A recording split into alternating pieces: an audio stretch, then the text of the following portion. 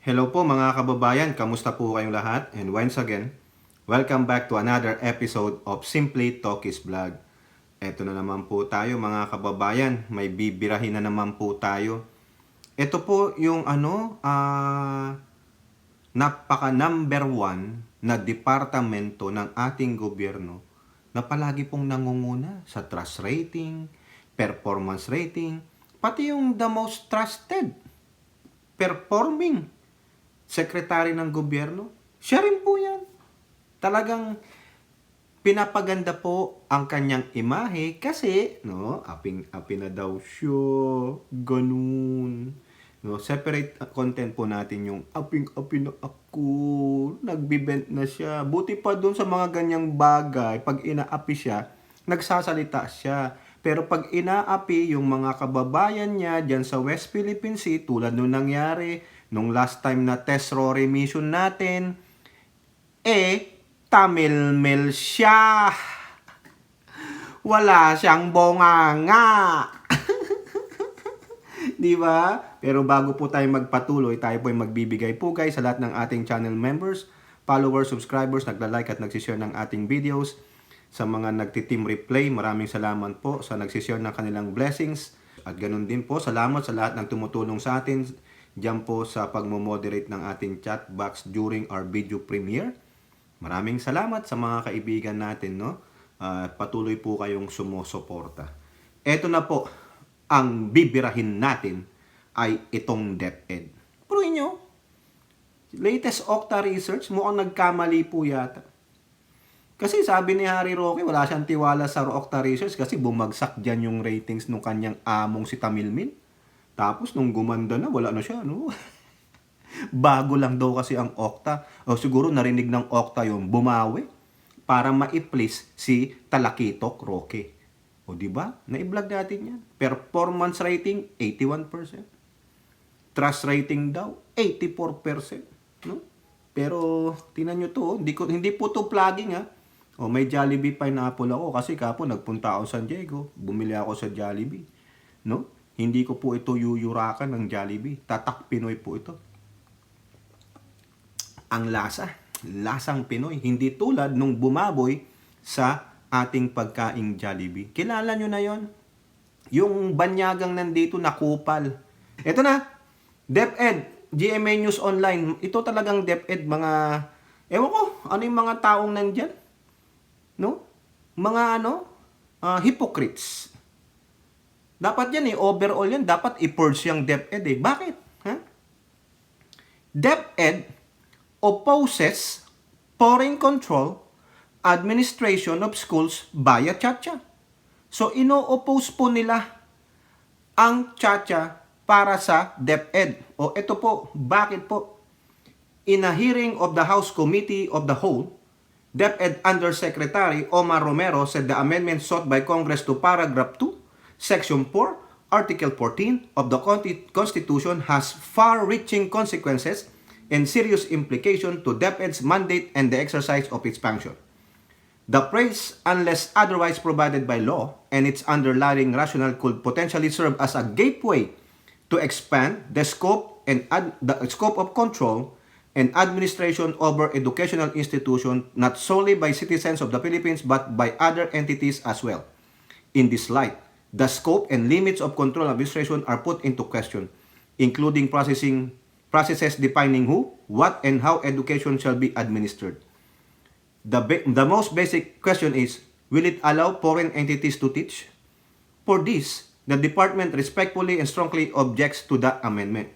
Ito pa, ang pinakasinasabi nila, this is, parang yung napanood ko po kay Garing, yung ini-interpolate niya na to Sabi nila, a threat to national security. Ano naman ang threat sa national security ng mga foreign entities? May mga foreigner din naman sigurong nagtuturo dyan sa mga private schools. Di po ba? And most of all, it is you, DepEd.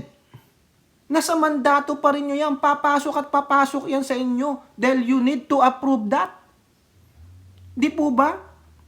Sa palagay nyo ba, mga kababayan, gago ang ating mga mambabatas na ilalagay yan dyan sasabihin natin magkaroon sila ng control 100% without proper mandate, policies, and procedures that they will give to the Department of Education. Ibig sabihin, hindi na yan saklaw ng DepEd, iba na. Hindi po eh. Nananakot lang itong DepEd na ito. At wag niyong sasabihin sa akin, walang kinalaman dyan si Sara Tamilmin. Bago pumunta dyan ng Undersecretary Romero na ito, they already have a meeting of that. O sino ang inyong DepEd Secretary? Di ba yan, no? Si Tamilmin? Wag niyong sabihin hindi niya alam yung pinagsasabi ng Undersecretary niya dyan. Wag niyong sabihin na hindi makokontrol ng DepEd, na walang control ang DepEd sa mga magpo-foreign ownership and those who will be teaching. Sige nga, tingnan nyo nga kung sino yung mga nandyan na nagtuturo ng mga hindi Filipino nationals. May mga guest speakers pa nga kayo eh. Related na rin yan sa education kasi kung may mga guest speakers kayo about speaking engagement on your school. Di ba? O bakit may mga nationals tayo dyan na nagtuturo ng ideology ng communist? Di ba? O, so sino ang mas malaking threat? Ang foreign nationals o ang ating nationals? Ito mga kababayan, this is just a blatant disregard, no, na makakuha rin ng quality education ang mga kabataan. May mga teachers pa nga eh, na mga kasama sa ideology ng mga progressive group. Di ba mas lalong threat yan? Do you think na ang foreign entity that they will own a school, that they will be teaching a perspective, a lecture that will go against the government to the country that they are doing business with? Ang gusto niyan, mga yan, ay makapagnegosyo. Hindi para turuan yung mga kabataan, ating mga mag-aaral, na kumalaban sa gobyerno. That is freaking ridiculous, mga kababayan. Nung naririnig ko to, no, nung nag-i-interpolate si Garin, that person na ini-interpolate niya is just going to the loop. Loop lang siya ng loop, but he cannot explain properly. Ang tanong ko nga sa sarili ko, bakit ito ang naandyan? Bakit wala yung Tamilmin na ito? No, wala eh. Sa mga ganyang bigger issue, it should be the secretary or the leader should be pacing, defending their stand, their principle. Eh wala eh. Nasaan siya? Wala. So therefore, itong si Tamilmin, you cannot count on. Tapos gusto nyong gawing presidente. Sabi ko sa inyo eh, pag tinanong yan eh, no comment. I will let my undersecretary answer that. Di po ba? Parang wala siyang alam sa mga nangyayari sa kanya. Tapos binigyan nyo ng trust rating, binigyan nyo ng performance rating. Di ba? Come on.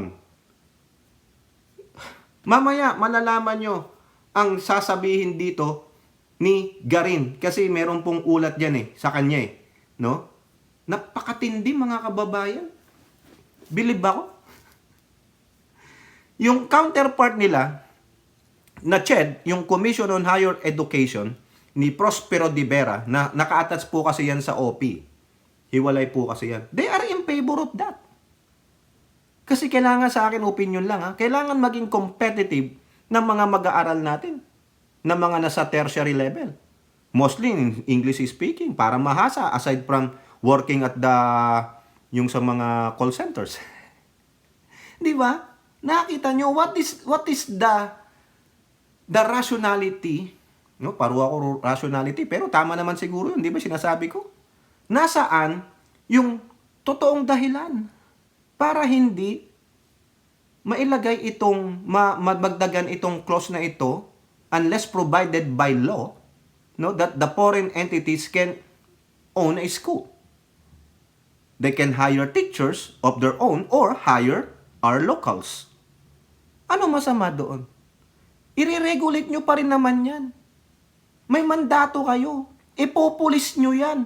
You will approve their curricula o their curriculum. So what's the problem at that? Kung nakikita nyo mali na yung tinuturo nila based on their what is their layunin, therefore, doon kayo manghihimasok. Di ba? Eh hindi eh. Yung iba nga dyan, nasa international school yung mga anak eh. O sino nag-regulate nun? Huwag nyo sabihin walang international school sa ating bansa. Yung mga batang mga Inglesera dyan. Di ba? Huwag nyo sabihin walang ganong international students. Di ba? Sabi nga ni Gary, narinig ko, may mga ganyan nga eh. Oh, pero, hindi nun naman kayo nagre-reklamo. Ngayon lang kayo magre-reklamo nung dadagdagan ng clause ng unless provided by law doon sa Section 14 all about the education sector. Ang galing naman ninyo. So, nasaan na si Sarah? Wala. He's just on the background, but her performance rating is 81%. Ang galing, di ba? Oh. Galing ninyo. O ngayon, pino na siya ngayon ng isang mambabatas. Ito lang to. Una lang to. Inquirer. Rufus, si Representative Rufus Rodriguez. If DepEd chief is Marcos' alter ego, why you oppose economic chacha? Ang tinutungkol niya dito ay si Tamilmil. Siyempre, di ba siya ang alter ego ng Pangulo eh. Ang Pangulo gusto chacha eh. For economic reason lang, nothing else, no political thing. Pero itong mga hinayupak na senador, no, at ilang mga congressman ay ibang nasa utak. Di po ba? O ayan o. The DepEd once again pays question as to why it opposes proposal to allow foreign ownership of basic education institution. With Cagayan de Oro 2nd District Representative Rufus Rodriguez reminding the agency they are an alter ego of the President. During his time to interpellate DepEd at the hearings of RBH number 7, on Tuesday reiterated that jurisprudence dictates that the Secretary of Education is an alter ego of President Ferdinand Marcos Jr., who supports moves to amend the 1987 Constitution. Part of RBH number 7 is being discussed by the House Committee of the Whole as proposed amendment that would allow Congress through the insertion of the phrase unless otherwise provided for to determine the allowable rate of foreign ownership in the basic education sector. So, ibig sabihin sa current ngayon na Constitution, may 60-40 pa rin tayo. 60-40 ownership. Quote, you have a position paper that says you object to the lifting of this. I always thought that the Secretary of Education is the alter ego of the President. Can you confirm, Mr. Romero? Ito yung undersecretary. Imbis na si Sara ang nandoon. Ano ginagawa niya? Di ba? It is not that all cabinet members are alter egos of the President.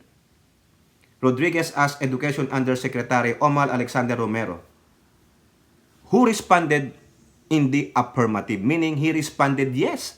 That, ito na lang question eh, is it not that all cabinet members are alter egos of the President? Tinatanong niya. Dapat, di ba, ang mga cabinet members is the alter ego of the President? Remember this. BP is one of the cabinet member. DepEd is a cabinet member. Yung MTF-LCAC is also on the OP. So therefore, she's always in the cabinet members. And all of the cabinet members are alter egos of the President. Tama, mali. Ang sagot ni Romero, affirmative. Meaning, yes. Of course, yes. By a litany of jurisprudence from the Supreme Court. But, the President already announced. And it was there when he made the first announcement at the PhilConsa 70th anniversary. Yung Philippine Constitution Association, nandun po yun. Napanood ko po yun. Sabi niya, economic provision only and nothing more. Diba? Dapat ayon din yung ini-echo ng mga cabinet members. However, this freaking idiot na Tamilmil, na member ng cabinet ng Pangulo, he should be the alter ego of the President. He should be supporting the President on what he have said. Pero hindi. Hindi mag-o-oppose ang DepEd kung hindi pinayagan ng DepEd Secretary because he's the, what? Siya ang leader eh. Responsibility niya yan. Kung pumalpak ang department mo, it's always the responsibility of the leader. Di ba? O ito, sabi nyo ayaw nyo ng chacha. Bakit?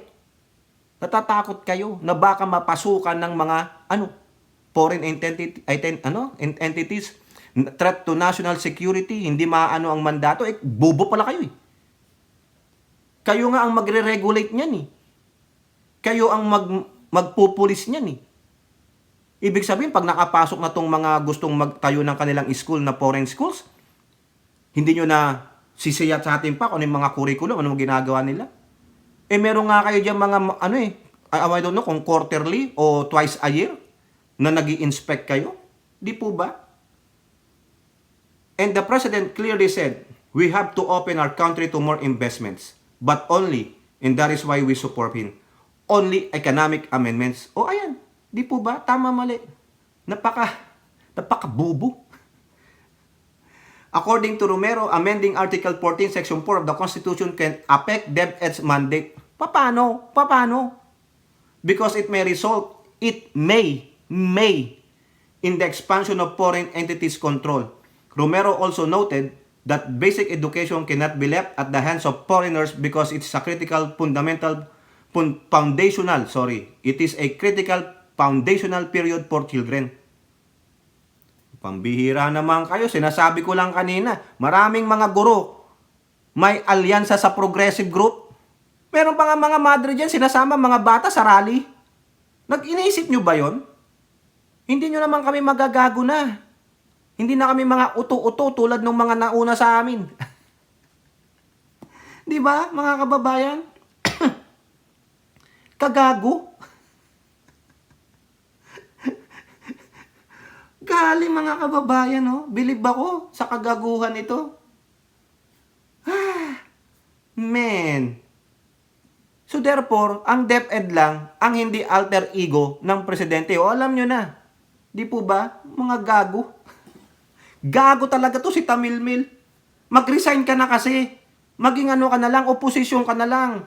No, kumampi ka na sa mga dilaw, kaso tinataboy ka ni Trillanes eh. Hindi ka tatanggapin ng dilaw at mix, di ba? Oh, tayo kayo ng sarili nyo, mga dutae opposition party.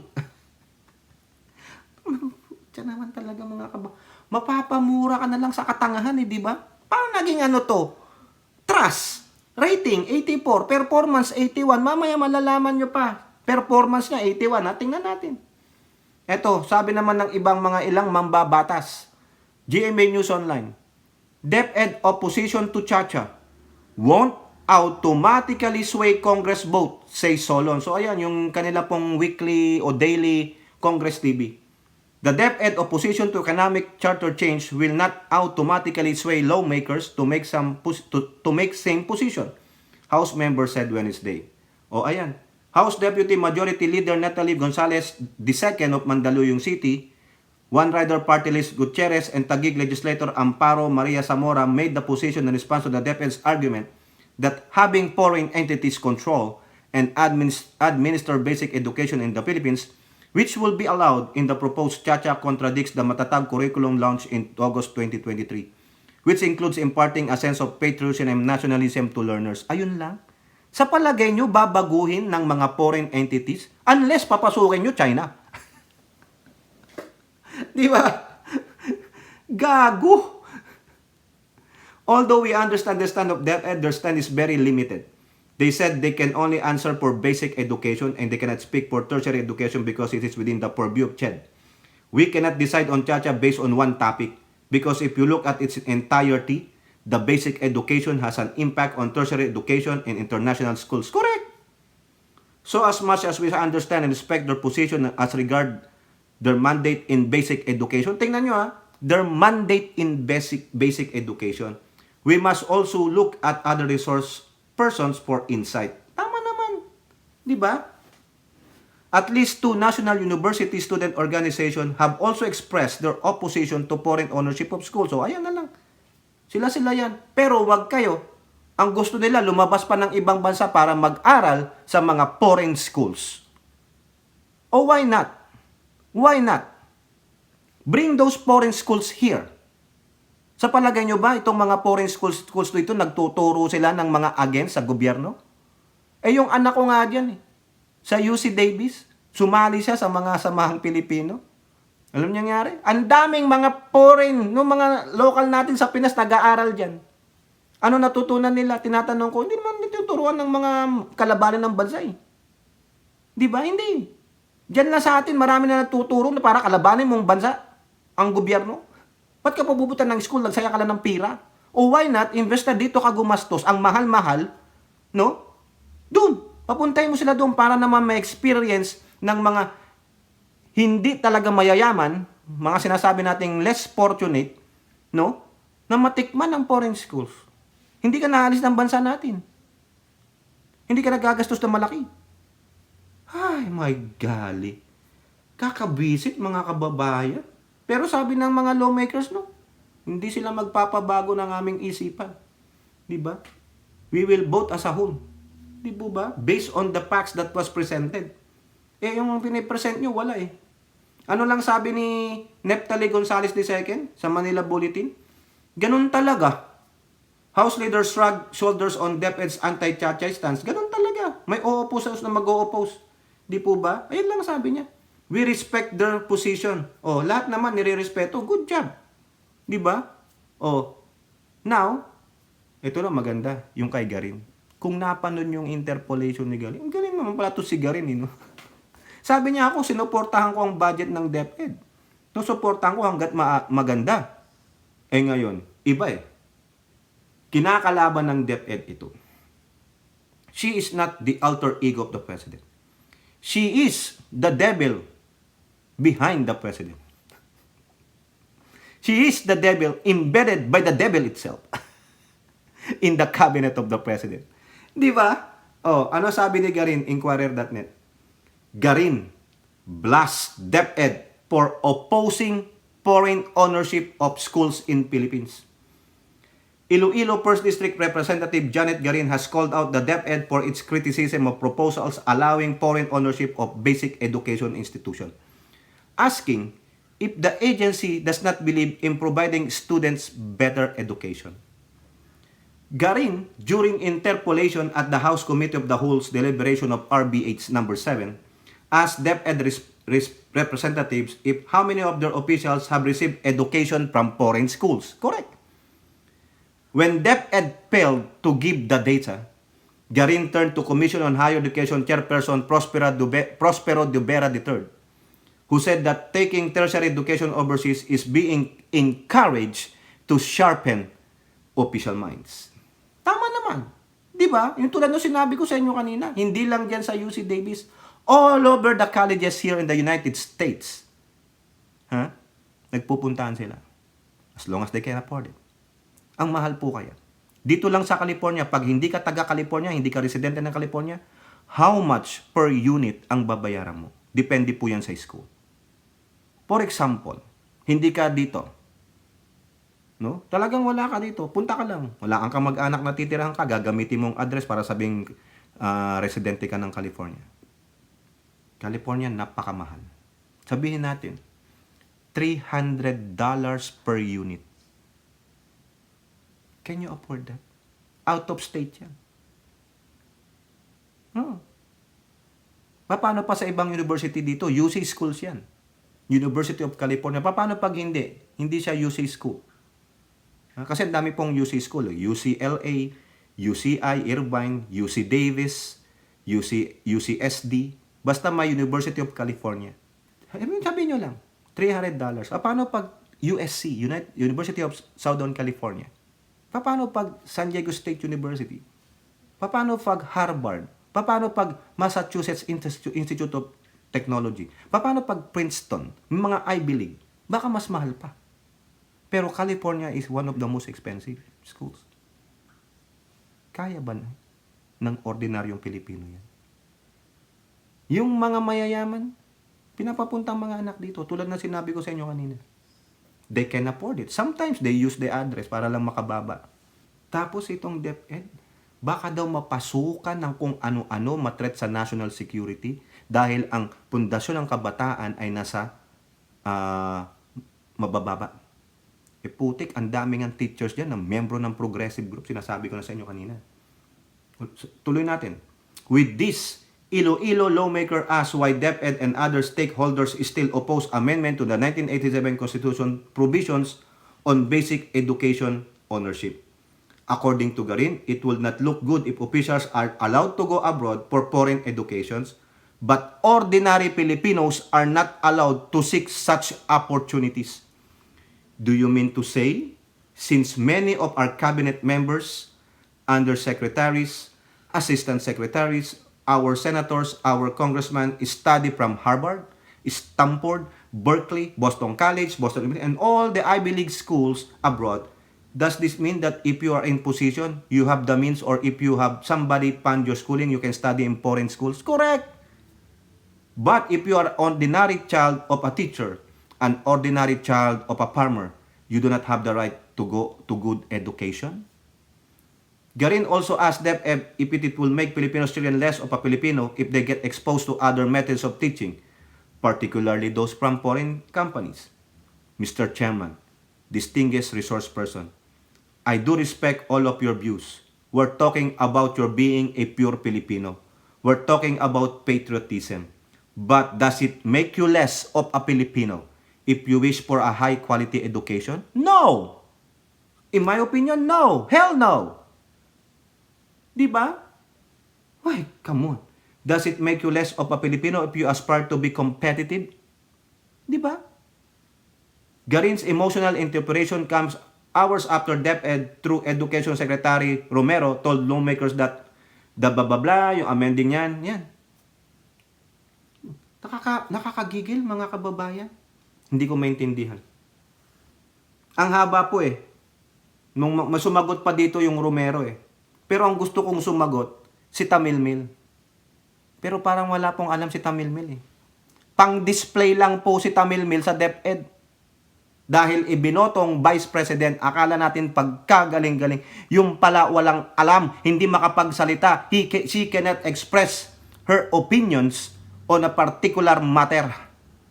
Kaya pala, hindi sumalang sa mga debate noong campaign period.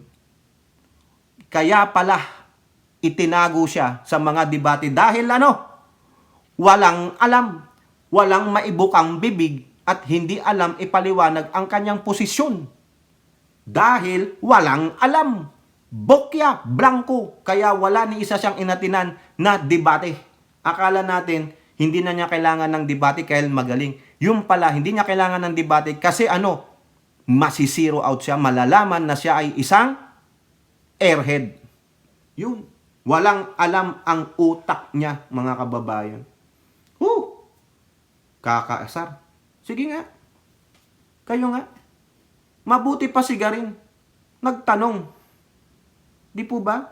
Are you less patriotic if we allow these foreign nationals to teach in our schools? Hindi. Matututo ka lang.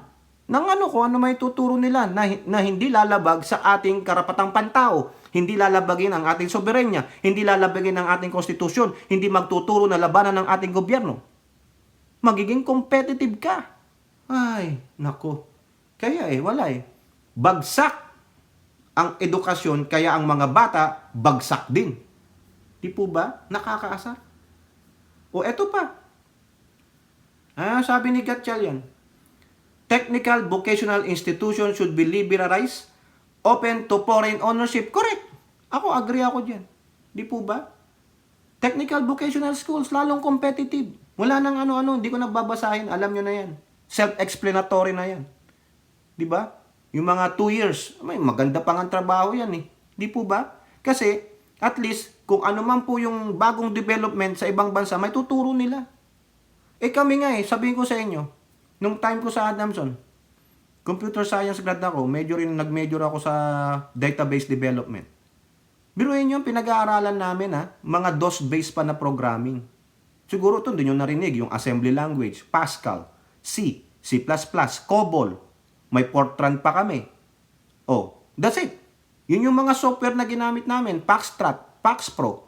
Wala, puro DOS-based. Hindi man lang kami nakapag-Windows programming. Lumabas yung Windows nung 1995, wala kami. Wala. Ang pinuturo sa amin talagang mga pang-DOS, saka yung mga, alam niyo yung COBOL, Yung malalaking machine. Wala eh. Wala yung, yung what you see is what you get sa amin nun. Kaya nung lumabas kami sa industry, wala. Hindi naman pala applicable yung pinag-aralan namin kasi sa industry, iba ang gamit nila. Di ba dapat sa isang school para maging competitive ka sa mga ibang schools paaralan, mga estudyante na katulad mo ng kurso, dapat kung ano yung nasa industry ngayon, dapat ayun ang ituro. Kung Oracle lang meron ngayon, ayun ang ituro. Kung AI ngayon, ayan. No? Yung mga Python programming, data analytics, ayan dapat ang ituro para maging adaptive. Kaso ang tinuturo, hindi basic kasi pang basic eh. That's bullshit now. Na-realize ko yan, nagturo ako niyan. Sabi ko, dapat ang ituro sa mga kabataan, hindi lang basic. You give them the basic on the first 6 semesters of their freshman year. Basic. Wala na yung mga Pilipino. No? Wala na yung mga math na yan. Tapos na yan eh, kasi tapos mo na yan ng high school mo eh. Di ba? Nangyayari, yung first 6 months ng freshman mo is just the extension of your 4th year high school. Walang silbi yun. Biriin nyo, may Pilipino kami, may English kami, may theology pa nga kami nung sa college eh, nung freshman. May chemistry. Tapos ko na yun nung high school eh. May physics, tapos ko na yun eh. Analytic geometry, tapos ko na yun. Kaya nung nag-final exam ako sa analytic geometry, exempted na ako eh. Hindi ko naman sa magmamayabang, no?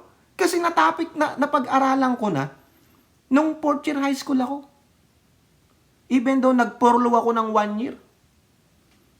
Di ba? Natandaan ko pa rin yung pinag-aralan ko na anal geometry, anal geo nga tawag namin. Nung nag-final exam ako sa analytic geometry, sabi ng teacher ko, "Hoy, Tokis, akin na yung blue book mo." Ito po. Sabi Adamson, blue book. Akin na blue book mo. Ito po. Miss ka na. Sented ka na. Nakuha mo na yung desired grade na gusto ko sa'yo. Yun. Bye-bye. May theology, religion, chemistry. Mani ko ang chemistry. Mani sa akin ng chemistry. Yan ang thesis ko noon. Chemistry. Di ba? Hindi sa pagmamayabang, mga kababayan. Pero pagdating sa major ko, tataka ako, bakit dos base?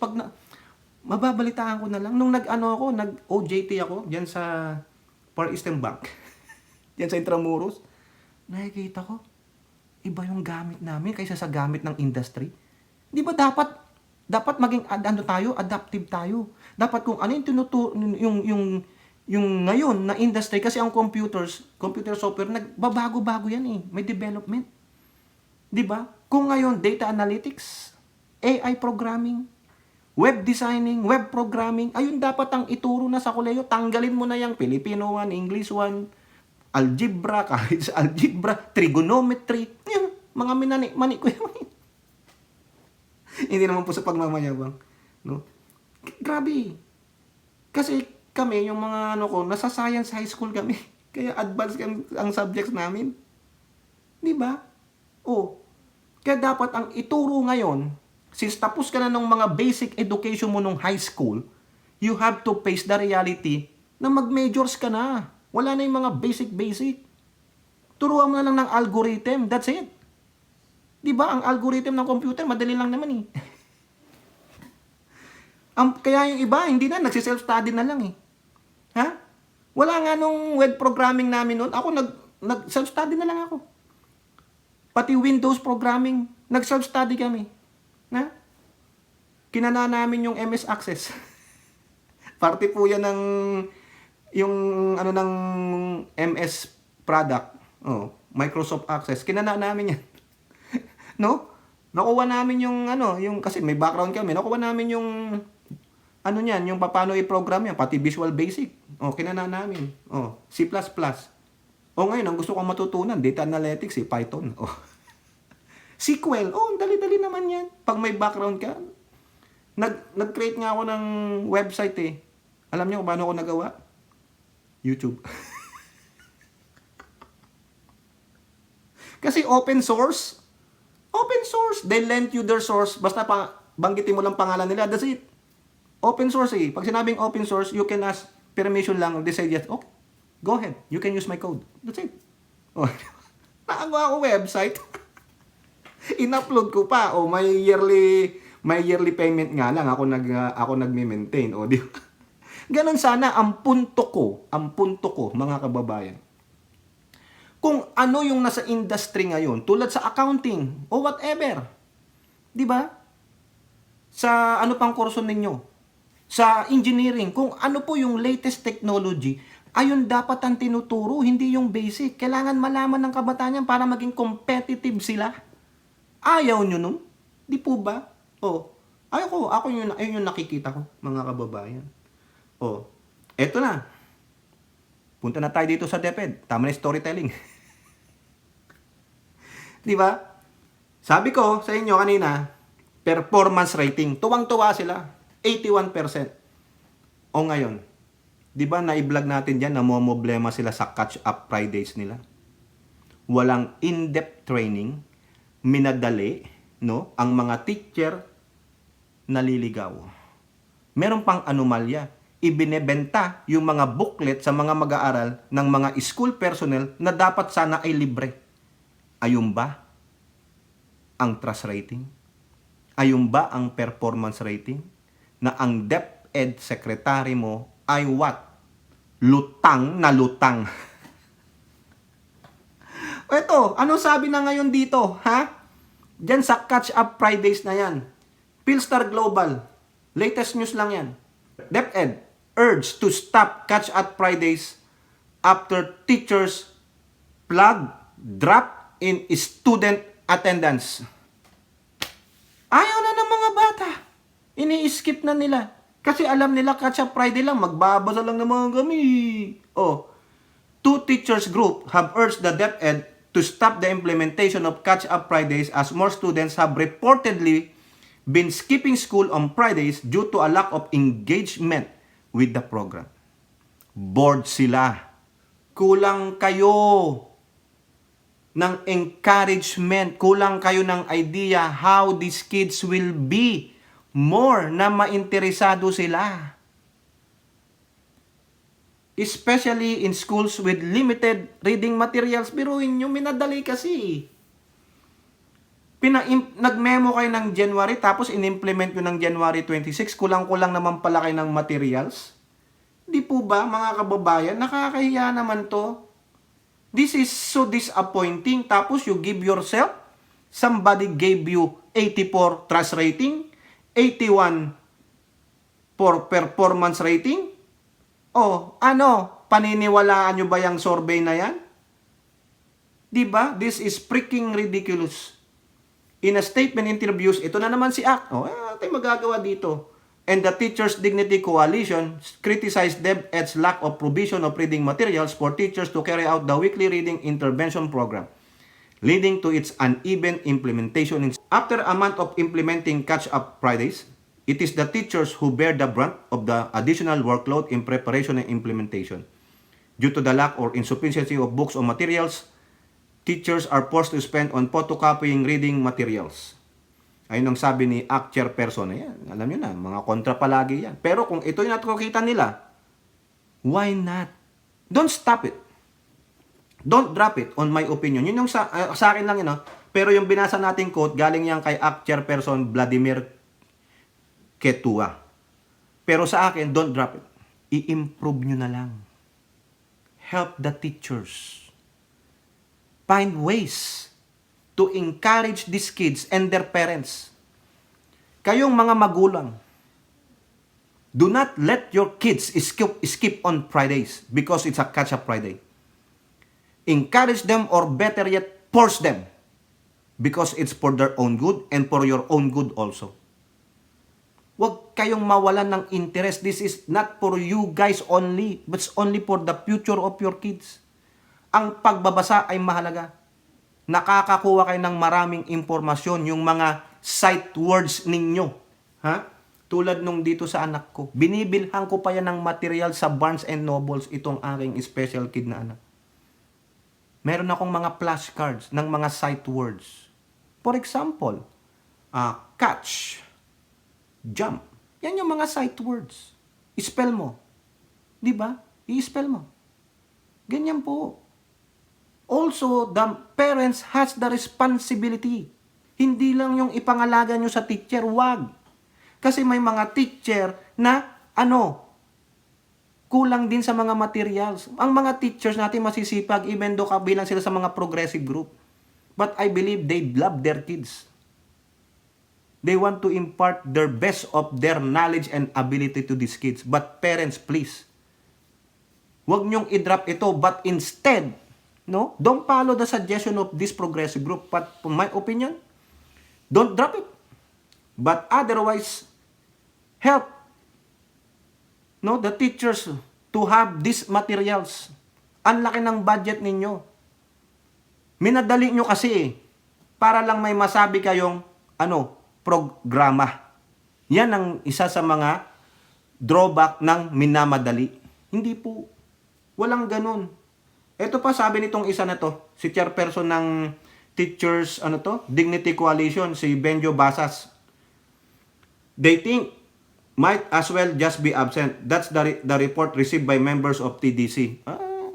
Para sa akin, wag nyong i-drop yan. Tulungan nyo DepEd ang mga teachers. Kayong mga parents, encourage your kids. Ayun lang po ang masasabi ko. Encourage them. Even though kasi simula lang yan, may mga drawbacks. Not perfect. But it's for the benefits of the kids. Let them go to school on Friday. It's for their own benefit. Sa pakikiusap yan. Kausapin yung mga anak nyo. Mahalaga yan. Give them incentives, DepEd. O kung nakabasa ng ganito, naintindihan ganito o ganito, meron kang prize. Ganon! Meron kang prize, anong prize mo? I'll give you some stickers. I give you some coloring book. Ganon! Entice them. Give them some reward after fulfilling this task. Ganon! Pag nabasa mo tong libro na to, naintindihan mo, then you will get a reward. Diba? Kung ano man yung gusto nyong i-reward sa bata. Binigyan ko kayo example, you get a sticker, a star. O di kaya, bigyan nyo siya ng another book na iuwi sa bahay para basahin. Sa kanya na yon. Pero don't drop it. It's for the benefit of your kid. Malaking tulong ang pagbabasa. Lumalawak ang kaisipan, lumalawak ang kaalaman, lalong-lalo na sa mga words or terms na hindi nila maintindihan. Don't drop it. Otherwise, improve it. Huwag kayong mag-give up because if you give up, who will lose? Sino mawawalan? Kayo ba mga guro? Kayo ba DepEd? Hindi. Ang mga kabataan. Yan po yan. Ito pa, ang isang drawback ulit sa DepEd. Ang daming problema ng DepEd, anak ng putik ko. Akala ko mga eskwelahan materials lang, hindi pa pala. Ito pa, naalala nyo yung sa PEAC, yung binlag natin, na may mga ghost beneficiary sila? Na 12,675 na tuklasan ni Tulfo and this PEAC, na kung saan ang chairperson dyan ay si Tamilmil, nag-loss ng 300 million pesos at ayaw nilang mag-submit ng kanilang statement sa COA at ayaw nilang ma-audit ng COA. Eto po. Defective DepEd program grants 8 billion education subsidies to non-poor students. Sabi ni Senator Gatchalian. Kasi nag-hearing sila Biruin nyo, hindi mga non-poor students ang nakakuha nitong grant na 8 billion pesos. Bakit? Kasi po, ang nangyayari dito, ito po, yung GASPE nila, na-vlog na natin to Yung GASPE po ay tinatawag nilang Government Assistance to Student and Teachers in Private Education. Kung ikaw ay private school, bibigyan kita at least say 40 slots. Kung walang nag-apply, kahit sino nakunin mo, kasi may allotment na siya. Kung walang nag-apply po na poor students para mag-apply dyan sa school na private para kalisaan ng tertiary, ang gagawin, kukunin na lang kahit na sino. So, ang mangyayari, nabigyan ka ng allotment at walang nag-apply na mahirap, ang nag-apply na lang ay yung non-poor. And then, the subsidy, they use it as a discount. Ayun. So, yung hindi mahihirap, ang naka-avail ng benefit, kung mayaman yun, may pera yun, di naka-discount pa. So, lugi ang gobyerno. Why not? Kung walang nag-apply, ibalik yung pera sa gobyerno. Di ba? Tama mali, gamitin sa iba. pagpapa-improve ng educational materials ng DepEd, pandagdag sa pondo para makapagpatayo, makabili ng mga materials. Hindi, ginagamit ng private schools, kasi private entity yan para siguro may estudyante sila. Diba? Alam nyo kung magkano ang budget ng GASPE? An annual budget of 35 billion pesos. Tama, mali. Yan sabi ni Gatchal yan Annually, 35 billion pesos. Usapan dito, billion Hindi po to libo. Kita nyo yan? 40 slots. Every private school. Pag wala ng non-poor na nag-apply niyan, yung 40 slots, kung sino na lang mag-apply, bibigyan nila ng discount. Para lang masabi, makuha nila yung 40 students. May estudyante sila. Paano kung ang binigay lang na persento ay may kaya ka? O 5-10% lang? Nasaan na yung 100%? Nasaan na yung 90%? Ibabalik ba nila sa gobyerno? Nagtatanong lang po Diba? Kita nyo yan ang problema. Sabi ni Gatchalian, the program is defective. Gatchalian said, estimating that almost 8 billion went to non-poor students. So sa 35 million o 35 billion, 8 billion doon napunta sa mga non-poor. Diba? Sipin nyo. Almost a quarter, 1/4 ng budget na 35 billion. Kulang sa monitoring. Whose responsibility is that? Kaya napakalan ng responsibilidad mo, Tamilmil, kung di mo talaga kaya yan. Quit ka na. May sinabi po siya dyan, sa pagbabati ko sa kanya, iibahin natin na content. No? So yan lang po mga kababayan. Ang pag-oppose ng DepEd sa Chacha, pero binira sila ni Garin. Nandiyan po yan, panoorin nyo sa House of Representatives official Facebook page. Ang ganda po ng interpolation. At itong progressive groups na ACT at yung isa, Teachers Coalition o Teachers Dignity Coalition, pinapadrop nila yung Catch Up Friday. Sa akin, hindi.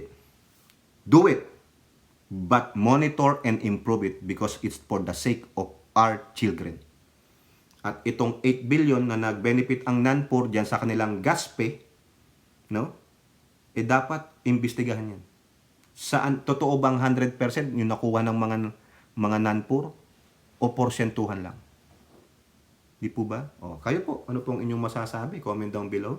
And don't forget to like and share. Hope to see you on our next videos. Bye-bye. God bless.